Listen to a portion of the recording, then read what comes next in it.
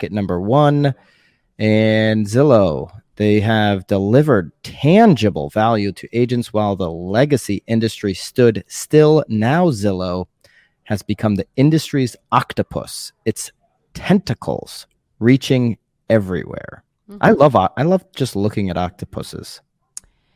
I thought you liked. Is it octopi? Should I say octopi? Is it not octopuses? No, it can't be. That cannot be right. It has to be octopi. Or maybe it's just octopus. Like that's like the but plural. The plural. That could be the plural and the singular. Let's it's just. Both. Yes, I thought you liked the stingray, the jellyfish. I like the jellyfish. The jellyfish because those have tentacles too. Yeah, like jellyfish or like octopi or octopus, whatever you prefer. Definitely not pusses. No. Go on my Instagram. Actually, or just link the Inman article. I use the Brad Inman octopus photo. Anyways, all right, getting into the actual topic at hand here. So Brad's basically blaming the leaders, the brokers. I mean, let's just call it what it is. He's blaming the brokerage community for not doing enough over the last 20 years to actually stop Zillow, right? Mm-hmm. Our buddy Haig's old terminology, stopping Zillow. Yep. Or just being able to provide the value to consumers that the void that Zillow has filled in. He's got a lot of great questions in here. I want to read some of those questions and get your reaction, Nicole. Okay. Why hasn't the industry ever admitted that the process of buying and selling a home is too complicated for consumers? Instead of making it easier for their customers, they played it safe. Do you think they didn't want to make it easier because they were nervous about eliminating their role in the transaction? Do you think that was part of it? Of course, because I mean, I'm certain you still hear some agents talking about back in the day when they had the books.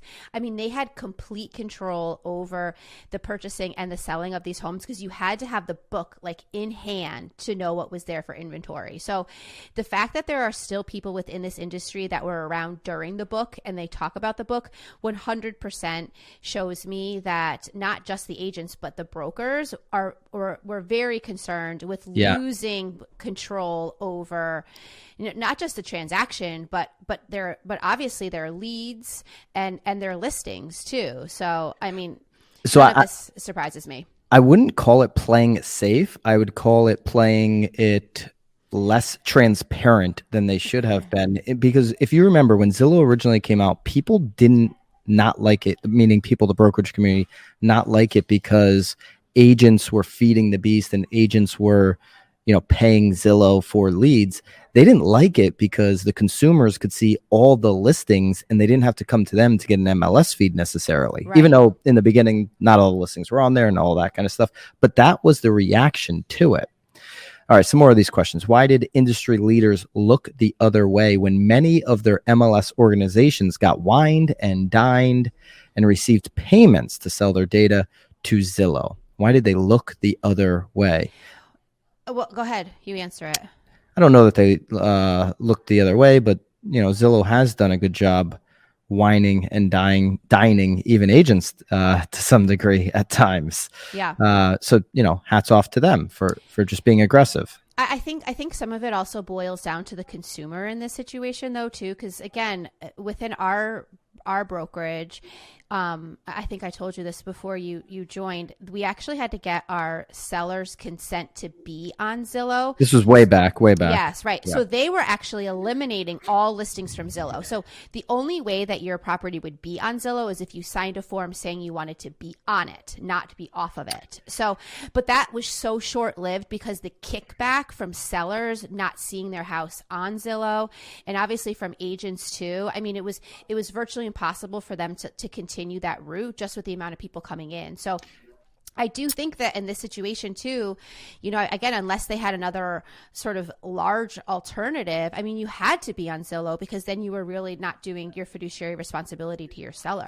Here's a big one for me. Why didn't a large real estate company buy Showing Time, which we talked about last week? Go back to 160 to check that out. Why didn't they buy Loop? Why didn't they buy Trulia? Right? The industry titans, the people who really could affect change, chose to protect their turf instead. They all tried to build their own IP, like really own the tech. I'm building great tech over here at X brokerage, instead of going and buying great technology like Dotloop. Or I looked up Trulia when I read this in Brad's article. And remember that sale? We talked about it. When Zillow bought Trulia, they paid $2.5 billion. Seems, when you look at Zillow stock today, it seems ridiculously cheap. When you look at showing time for $500 million, I promise you, it already looks cheap to me. And I promise you, a year from today, it's going to feel real, like a real bargain that they got. So, yeah, why didn't they go buy some of this technology instead of trying to be a software developer? Doesn't make any sense. I mean, literally, they all pulled together and they were going to do the broker upstream thing, right?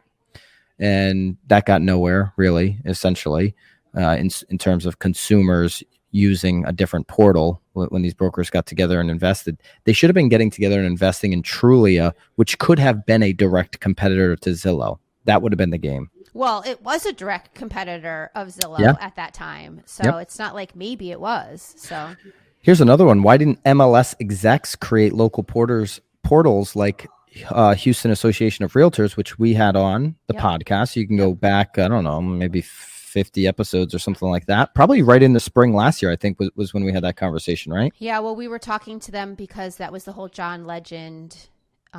Remember the master bedroom? Yeah. So I guess late spring. You can go back and, I don't know, maybe 40 episodes back, check out that.